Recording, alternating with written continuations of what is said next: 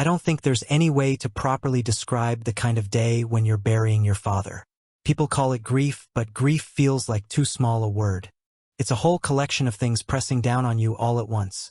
The weight of every unspoken word you can never get back, the small moments you thought you'd always have time for, and the sudden realization that the person who shaped so much of you is now a memory you'll spend the rest of your life trying to keep from fading.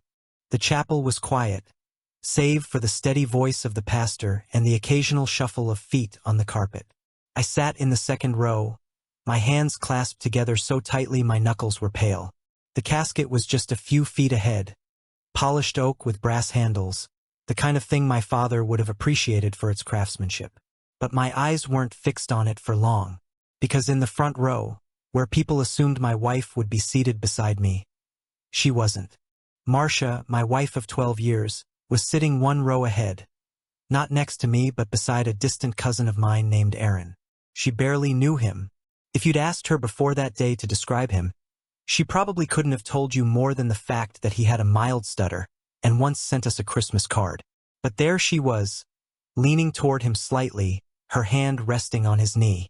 It wasn't a brief touch of comfort, the kind you might see between friends or acquaintances in a moment of shared sadness. It was deliberate.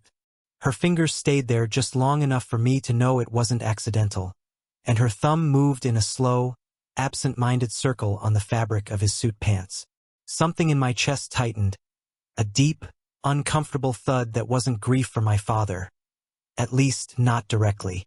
I told myself it was nothing, that people do strange things in moments of high emotion. But the longer I watched, the less it looked like a comforting gesture and the more it looked like an unspoken claim. And it wasn't just that. Her phone, which she kept face down on her lap, buzzed over and over during the service. She'd glance at it, then quickly shift her eyes back toward the pastor. I never saw her pick it up to read whatever was lighting the screen, but I also knew Marcia well enough to notice she was resisting the urge to do exactly that. And then there was the way she avoided my gaze. I caught her looking in my direction once, but the moment our eyes met, she turned toward Aaron and whispered something that made him nod. He didn't glance back at me either. I wanted to stand up, walk to the front, and ask her what exactly I was looking at. But what was I supposed to say? Could you maybe not caress my cousin's leg while we bury my father? It sounded insane, and I could already picture the scene she'd make in response. The exasperated sigh, the head shake, the muttered comment about how I always find a way to make everything about me. When the service ended, people began filtering out toward the reception hall. I stood up slowly, my legs stiff, still staring at the front row. Marcia rose too, adjusting her black dress in a way that felt more rehearsed than necessary. She didn't wait for me. She walked toward the exit with Aaron, speaking in hushed tones. I cut through the aisle to catch up, but when I got close enough to say her name, she turned suddenly and spoke first. "Leslie, not now," she said, her voice low but firm. "Don't overreact. This is a day of mourning." She made sure to emphasize that last part, glancing briefly at Aaron as if to suggest that my mere approach was somehow disrespectful to my father's memory. Then, without giving me a chance to reply, she slipped into a small group of guests, some family, some friends, and began chatting about the floral arrangements like nothing was wrong. I stood there for a few seconds, unsure whether to push the issue or let it go. Everyone around me was exchanging condolences, talking about what a great man my father had been, and the last thing I wanted was to create a scene. Still, the image of her hand on Aaron's knee was lodged in my mind like a splinter. The reception passed in a haze. I barely tasted the food.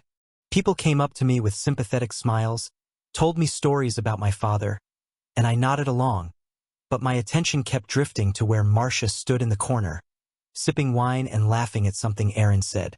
It wasn't just that she seemed unfazed by the day, it was that she seemed almost content. Later, as guests began leaving, I caught up with her near the coat rack.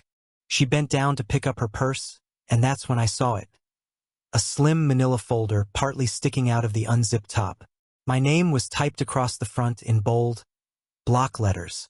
Beneath it was a series of numbers that I recognized instantly for what they were. A court case number. Took me a moment to connect the dots, but when I did, it felt like the floor shifted under me. Divorce papers. Not something drafted in anger last night. Not a half-baked threat. These were official filings. And if the date on the side tab was correct, they'd been submitted 2 weeks before my father died. 2 weeks. The same period she'd been telling me she was too busy to help me with hospital visits. The same period she'd been working late almost every night. I didn't confront her there, not with the sound of polite goodbyes still echoing through the hallway. Instead, I stood frozen, my mind replaying every recent moment that hadn't made sense. The sudden perfume I didn't recognize, the girls' weekends that always seemed to involve locations without cell service, the way she'd started calling me old-fashioned like it was an insult. I told myself we'd talk about it later at home, where I could ask questions without an audience. But deep down, I already knew this wasn't going to be a conversation. This was the first clear sign that whatever our marriage had been, it wasn't that anymore. And I was about to find out just how long she'd been preparing for its end. Grief cracks the floorboards under your life, and everything you hid beneath them crawls out. That night after the funeral, I sat at the kitchen table in the dark, the hum of the refrigerator louder than the thoughts I was trying to outrun. If you'd asked me what hurt most, I would have said the silence. Then the silence handed me a list. First came the perfume. For years Marcia wore a warm citrus that lingered on my shirts like late sunlight. 2 months ago she switched to something sharp and metallic sweet that entered a room ahead of her and left it tasting like coins. She knew I didn't like it. She called it grown up. Translation: it wasn't for me. Then the suitcase, new, brushed aluminum, little airline tag looped on the handle as if it wanted to be seen. Urgent conference, she'd said. No address. No itinerary. Just a breezy kiss that landed somewhere near my cheek. When I asked where to send flowers in my father's honor, she said that would be embarrassing. She left without a return ticket on the calendar and came back with a tan line you don't earn in a hotel ballroom. Money started telling a story, too. Charges at a boutique that takes appointments weeks out, even for people who know people. We have a perfectly good gym 5 blocks away. She joined one across town, then started wearing athleisure I only ever saw clean and folded. There were Uber receipts stamped at hours when a grown-up isn't going anywhere good. One ride note read, "Driver waited while passenger collected second rider." We don't have a second rider. I ****ed it, then hated myself for doing that, then kept the ***t anyway. Her phone learned new manners. Face down at dinner. Face down in the car. Face down at church, where she used to slip me simple little notes. Coffee after? Your frowning, smiley face, that I'd tuck in my wallet. Now the phone buzzed, and she'd stretch a smile over her teeth without showing the corners of her eyes. We are not doing this right now, she'd say, even if this was me asking what time she'd be home. The language changed before everything else. She used to talk in we, a rope between 2 climbers. Lately it was my circle, my world, my standards. She said I was too simple for her world, and it landed exactly where it was meant to. A bruise you can't point to because people will say they don't see it. There was Aspen. We planned that trip for months. A week in the cabin my dad loved because the night sky there looked like someone had thrown salt at velvet. When his labs cratered, I told Marcia I might need a day or 2. She went without me and told friends I'd ruin the vibe with my mood. The photos that made it to social media were all goggles up, cheeks pink with cold and liquor, arms thrown over shoulders I'd never met. In one, 2 hotel key cards sat on the table in front of her. They didn't match the lodge we booked. I pinched to zoom and told myself lots of places used the same brand of card. I stopped believing me mid-thought. The yacht weekend was client time. I asked which client and got people you wouldn't know for my trouble. The video she posted showed champagne sun, wind in her hair, a sleeve brushing her shoulder as she stepped around a cooler you only bring when you're staying a while. The repost caption from a man I didn't recognize said, "Family." I stared at the word until it lost all meaning and still didn't feel better. Smaller things started sticking like burrs. A silk scarf tied the French way when she'd always done the simple loop I liked. A men's jacket hung by our door one night, navy with a stitched monogram I didn't share. When I reached to check the pocket for a dry clean stub, "That innocent," she snapped, Don't touch what isn't yours. I let my hand fall like I'd burned it. Later, while she showered, I looked at myself in the hallway mirror and asked what exactly still was mine. My father's illness turned life into triage. He needed rides at odd hours and a steady voice on bad days. I was both. Marcia got busier in generous public ways, coordinating meal trains, ordering florals, delivering polished sympathy like a service. People thanked her. She glowed under it. When we were alone, she scrolled with both thumbs and told me I was catastrophizing. She said it like a diagnosis. I wanted to hand her all the proofs I didn't have. One evening, I tried to set the table for two. She waved me off and ate standing at the counter, scrolling with her left hand and forking salad with the right. "Don't be offended," she said through a mouthful. "I have to be efficient." I watched her chew and wondered when int asterisk Macy became a scheduling error. I started doing math I didn't want to do. Miles against dates, stories against receipts. I kept a pad by the toaster and wrote down times because time was the one thing that didn't lie to me. Then I tore pages off and shoved them in a drawer like contraband. People say if you go looking you'll find it. I wasn't looking. It was standing on my porch ringing the bell, again and again, while I pretended I couldn't hear. The night before the will reading, sleep didn't bother showing up. I walked the house my father helped me buy, touching the edges of things the way you check a room for ghosts. On the hallway table lay a glossy brochure for a private island retreat with a folded corner. The dates overlapped with Aspen.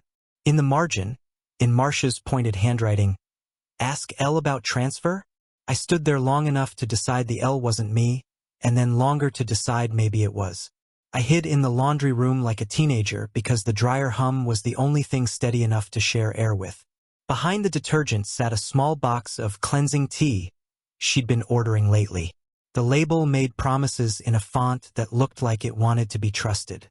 My father liked herbal tea. Marcia said these weren't for him.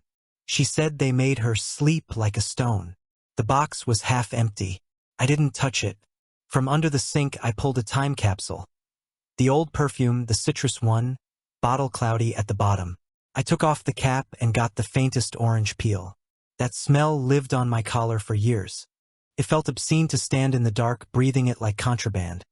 So I put it back beside the glass cleaner and told myself the past shouldn't have to share a shelf with streaks and disinfectant. By then, suspicion wasn't a thunderclap. It was drizzle that never stopped. It turned every ordinary object into a question. The second toothbrush head still in its wrapper, the suitcase that never seemed to fully unpack. The necklace, she said, was from a coworker's pop-up brand, but arrived in a box stamped with a jeweler whose name I knew from billboards on the good part of the freeway. I'd open my mouth to ask and hear my father's voice in my head. "Son, don't ask a question you aren't ready to hear the answer to." The problem was I'd already heard too many answers I hadn't asked for. In the morning, relatives texted about the will. I replied with thumbs that felt like someone else's. Marcia came downstairs dressed like a closing argument. Tailored black, hair smooth, that new perfume arriving the half-second before she did. "You good?" she asked, remote as a flight attendant. I said I was fine because the truth had startles of its own, and I was tired of flinching. On the drive to the attorney's, she angled her phone so sunlight washed the screen. "After this, I may stop by the marina," she said. "A client wants to discuss a partnership." She let partnership float like bait. I kept my eyes on the lane lines and remembered the yacht. She hummed along to a pop song about independence and tapped her ring finger on the leather armrest in perfect time. Here's the part I'm not proud of. I had already started a ledger in my head. Not dollars, moments. The hand on my cousin's knee. The face-down phone. The borrowed jacket. Aspen without me. The word family under a stranger's video. I didn't know I was preparing for court. I only knew I was tired of being told I was overreacting to smoke while the house smelled like flame. By the time we pulled into the lot, my grief had a second chair pulled out for suspicion. The law office door side shut behind us. I sat. Marcia chose a seat one over, the way strangers do when they aren't sure if sitting close is polite or presumptuous. The receptionist offered water and a practiced smile. I told her no. I was already full of a feeling that didn't have a name yet. And then I realized the worst part. I had beg asterisk and narrating my life in past tense, like I was telling a story that had already ended. The attorney's conference room smelled like paper and lemon polish, the kind of professional clean that makes grief feel messy by comparison. A wall of framed diplomas watched me sit, watched Marcia choose a chair one seat over again, watched the door close soft as a secret. I remember thinking the chairs were too cushioned. I kept sinking when I wanted to brace. "Mr. Grayson," the attorney said, palms tented, voice pitched to that careful register people use around fresh wounds. "First, my condolences. Your father was a formidable man." He glanced at Marcia with a neutral smile that didn't linger. "We'll go through the will, and then I'll read a letter he asked to be included with its terms." A letter. My dad liked machinery and plain talk.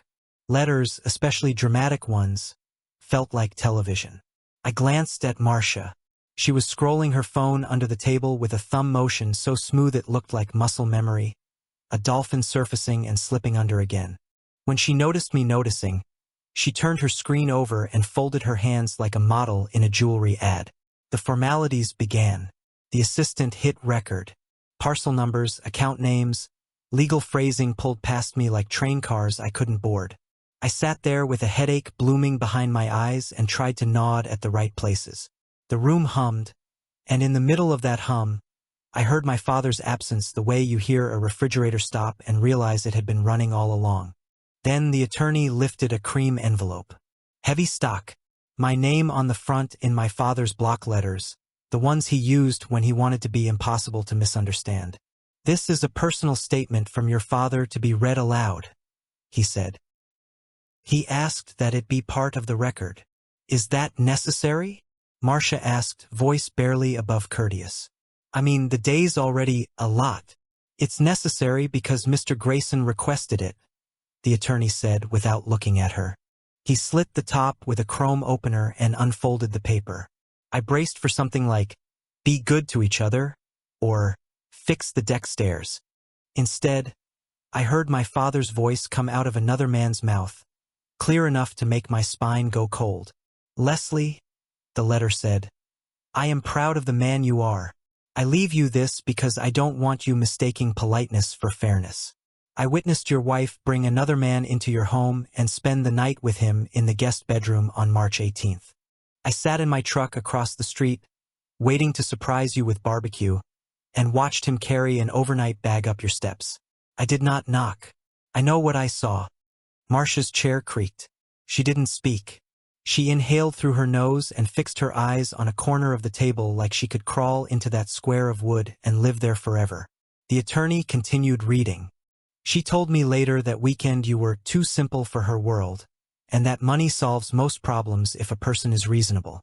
I tell you this because I changed my will accordingly. She values money more than family. You do not."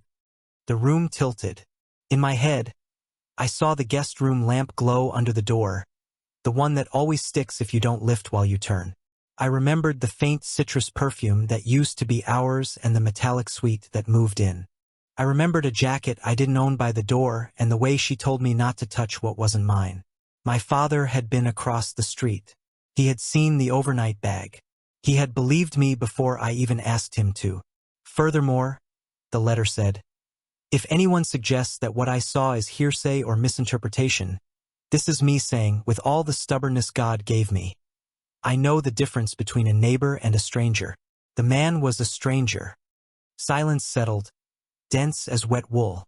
I stared at the attorney's mouth because his mouth was the one moving, but my father was the one in the room. Even the air felt like his. Cedar and gasoline, the garage mid-project smell of my childhood. Marcia cleared her throat. "This is outrageous," she said, but softly, as if volume would make it less real. "Your father was ill. He wasn't thinking clearly those last months." The attorney placed the letter on the table. "There's a time-stamped note appended," he said. He flipped the page and read, steady as a metronome. "Recorded the date. Wrote the license plate. Texted it to myself from the truck, because memory is a trickster. Let's check my phone if you need it." He closed the letter. I didn't know what to do with my hands. They wanted to build something or break something or at least hold on to a part that wouldn't float away. Instead, I pressed my palms to my knees until the fabric warmed. "Shall we proceed to the terms?" he asked gently. I nodded. Marcia didn't. She sat very still, chin high, a statue cast in self-control. Under the table, her phone lit, buzzed once, then twice. She didn't flip it. I think that was the only honest thing she did all morning. The attorney summarized small bequests to charities and friends. My dad's bowling buddy, the nurse who worked the night shift the week he came home, the neighbor who snowblowed our sidewalk unasked.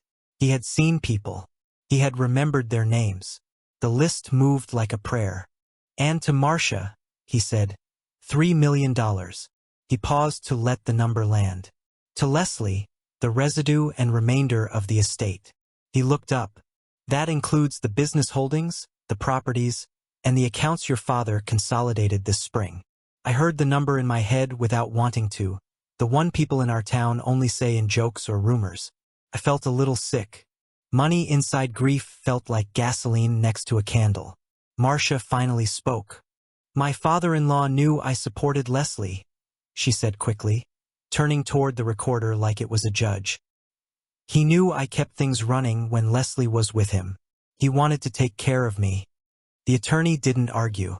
"There is also," he said, "a clause your father insisted on adding. I'll read it in full in a moment. For now, it concerns any challenge to Leslie's share." He flipped to a tabbed page, then set it face down again, as if not to rush the moment. "But first, there is more of the letter, addressed to both of you." He lifted the page and the room changed temperature. "Marcia," he read, and my father's voice moved through the walls. "You are welcome to prove me wrong by living right, but I am done pretending I didn't see what I saw. The house across from mine had a porch light out for a week. I sat there anyway because I wanted to surprise my boy. I watched a man who isn't my boy walk in with a bag and walk out in the morning with a smile. You told me later Leslie was overreacting to shadows. Hear me.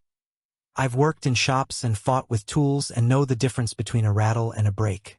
This is a break." The attorney set the letter down like it weighed more than paper. I exhaled for what felt like the first time all day, and the breath hurt. Something in me unclenched and something else closed up tight. Suspicion had been a fog. This was a fence post in the ground with concrete setting. When the reading resumed, words turned to logistics. Signatures, initials, copies to be mailed and originals to be stored. I floated half an inch above myself and watched a man in my body nod at instructions. Across from me, Marcia's composure started to fray the way satin catches on a rough edge. Barely visible unless you know how to look. Out in the corridor afterward, she finally faced me fully. "Your father hated me," she hissed, smile still arranged for the receptionist. "He wanted to control you from the grave." I watched the elevator numbers count down and said nothing. I didn't trust the shape my voice would take if I gave it room. Because after a year of drizzle, it was finally raining facts. The will had been read, the letter folded neatly back into its envelope, and still my father's words seemed to hang in the air like they had been carved into the walls. The attorney cleared his throat, scanning the last page of the document before delivering the final twist my father had prepared. "There is," he said, glancing from me to Marcia, "a protective clause in this will, one your father insisted on personally. If Mrs. Grayson makes any legal claim against your share of the estate, her bequest will be forfeited entirely and redirected to the Grayson Environmental Foundation." Marcia blinked. "That's ridiculous. You can't." The attorney raised a hand. "It's not only legal, it's ironclad. Your father was thorough." I could almost hear Dad saying it himself.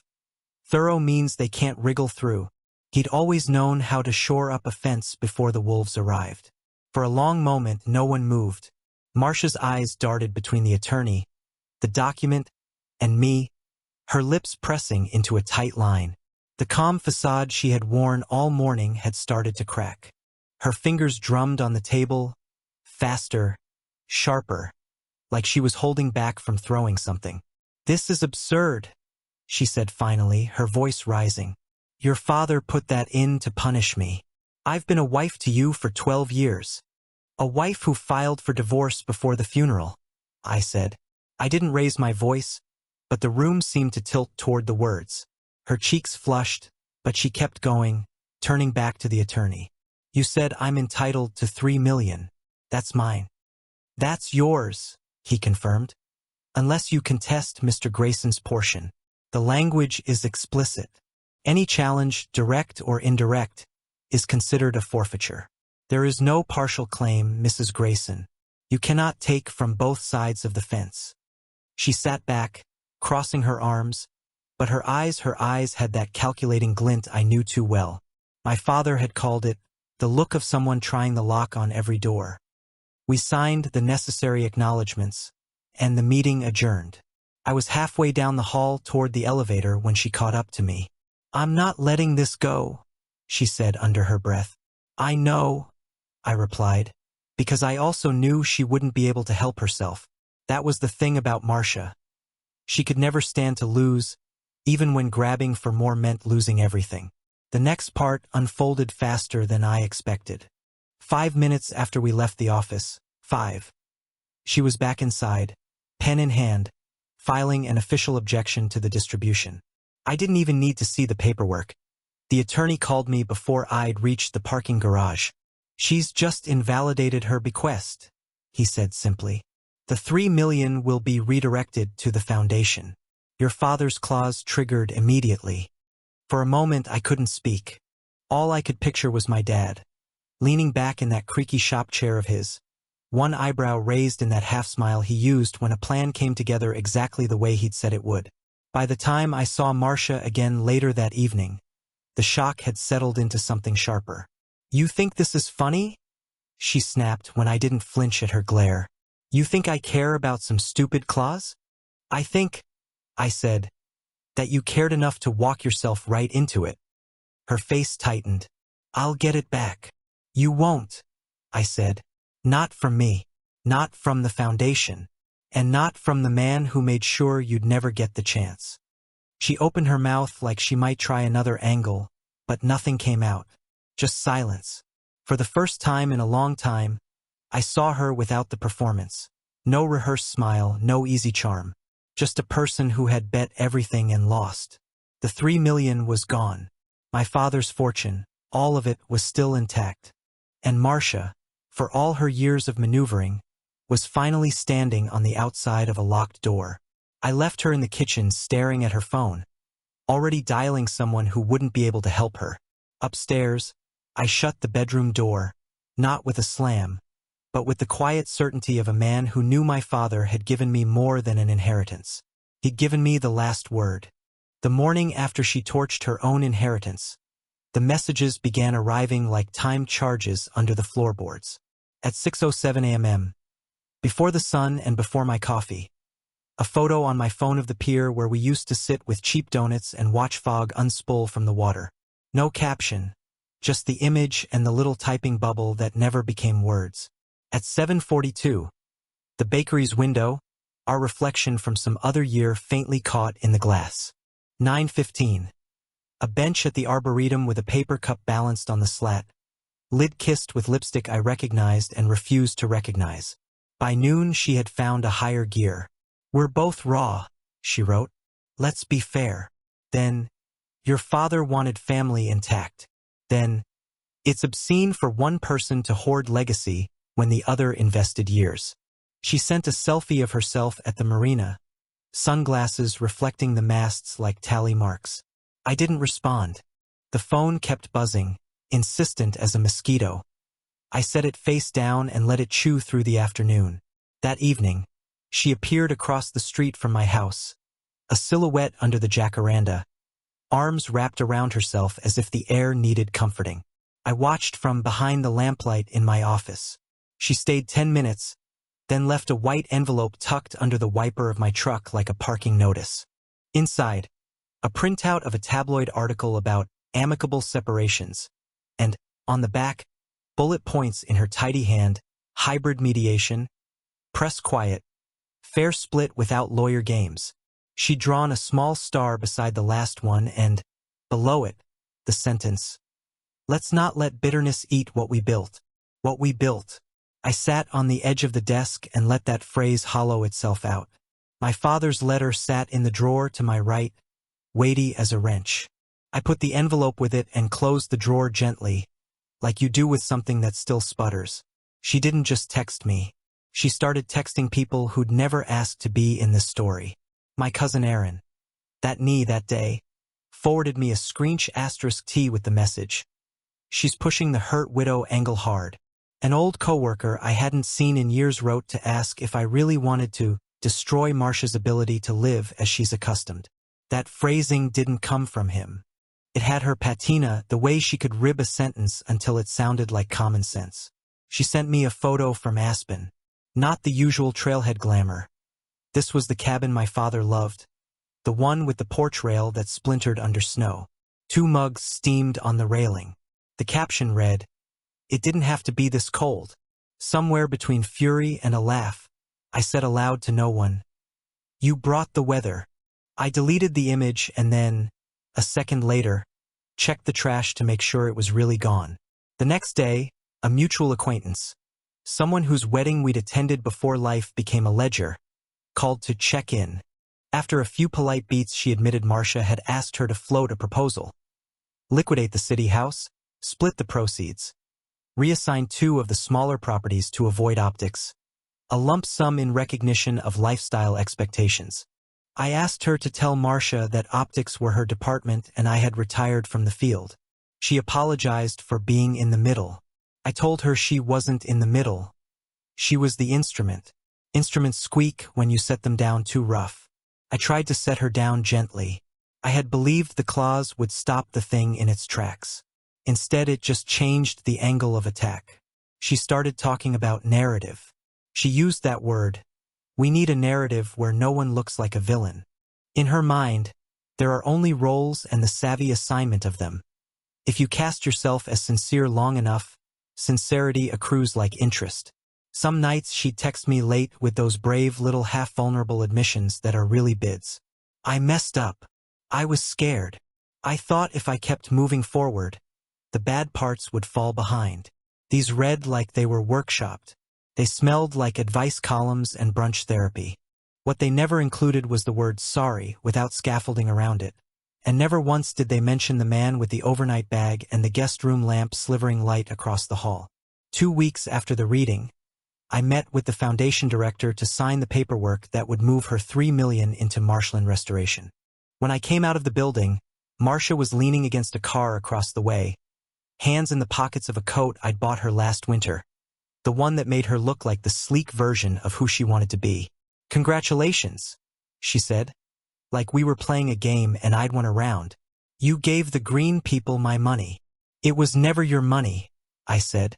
"It was a promise my father made to himself about what to do if a person he loved valued cash more than home." She nodded, as if to concede a minor point on the board. "So magnanimous of you to let him speak from the grave." "You heard him," I said. "He didn't whisper." Her jaw flexed. Then the pitch shifted. "Look, if we present this as a cooperative restructure, I can make certain calls and keep people out of your business. Or we can do scorched earth and let everyone watch. Your choice." "I'm finished being managed," I said. "By you or by the version of you who knows people." She smiled a little. "Everyone is managed, Leslie. The difference is whether you get what you want in the process." "What I want," I said, and it surprised me how easy it was to say, "is for you to stop appearing in places where the past used to be."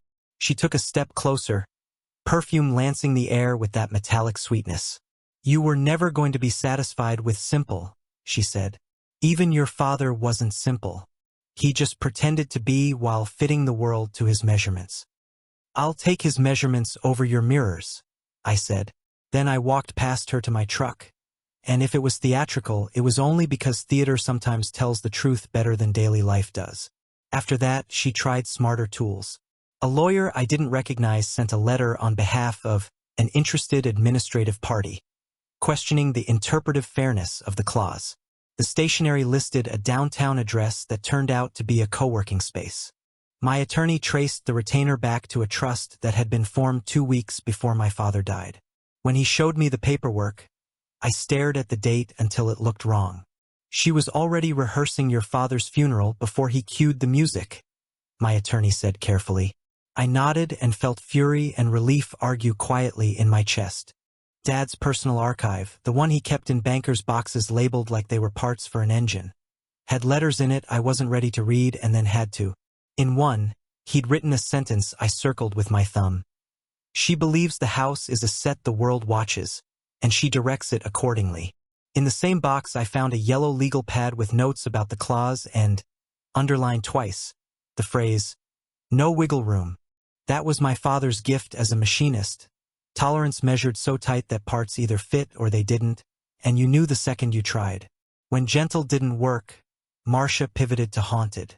She sent photos of our wedding day to mutuals with captions about vows and fighting for love. She posted an old clip of me toasting my dad at his retirement, the algorithm doing its shiny work, the comments filling with strangers who believed whatever was in front of them. She texted me a link with the message, "You look handsome here," as if a compliment could sit in for confession. I didn't reply. She texted me at 1:14 a.m. "I had a nightmare you died." I put the phone in a drawer and went outside to stand in the coastal air until my breath matched the rhythm of the tide. I changed my locks. I changed the alarm code. I changed the route I took to the shop because grief makes patterns brittle and I wanted to save some for later. She still found ways to be near. Twice I caught a glimpse of her car hanging back a few lengths on the highway, then peeling off just before the exit. Once she followed me into the grocery store and pretended to be surprised in the produce section. She held up a tomato and said, "These used to be your favorite," like we were old friends and not two people whose story had been repossessed. "Stop," I said.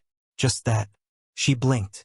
"You can't police public spaces," she said, bright and soft, like a concierge explaining hotel rules. "You can stop turning them into a stage," I said. I left the cart where it was and walked out with nothing, which felt appropriate. People pulled me aside to advise forgiveness. Not because they thought she'd earned it, but because the mess made them itchy. I tried to be polite. Forgiveness, for me, wasn't a gate I could just swing. It was work and I was triaging. Besides, forgiveness without distance is just permission. One afternoon, I found a padded mailer on my porch with no return address. Inside, a flash drive. I didn't plug it in. I drove it to my attorney's office. He scanned it in a quarantined machine and called me 20 minutes later. "A compilation of memories," he said. "Photos, videos, nothing incriminating. Just curated." Curated is what you do when you want history to sit up straight. I told him to keep it. He asked if I wanted a copy. I said no. He said he'd already made one and then apologized. Lawyers are like machinists too. They make duplicates against disasters. The day the marina called to say a boat I'd put a deposit on was ready for pickup, she texted me a selfie from the dock where I'd first seen her laugh without arranging it. "Full circle?" she wrote. I almost typed, "Circles aren't progress." Instead, I turned off the phone and took possession of the boat, laid my palm on the weathered wheel, and promised the hull I'd learn what it needed without lying to it. It sounds ridiculous to say it like that, but there are things you keep alive by speaking to them plainly. Still, I won't pretend I didn't wobble. There were quiet hours when the house was too clean and the dogs from next door slept, and I'd remember the way she'd lean her head against my shoulder in the dark line before a matinee, or how, once in a thunderstorm, she had laughed so hard she cried at the power popping and the microwave clock blinking 12 o'clock like it was brand new. Those memories did what memories do. They argued for a person who once existed. But the person at my door now, the one sending photos like lures and hiring proxies to pick locks behind the courthouse, she was not the passenger I wanted in my life's car. When the foundation posted a public thank you for the redirected funds, she sent me a single line, "Hope the birds send a card." I typed, deleted, typed, deleted, then finally wrote, "They're busy learning to live without nets."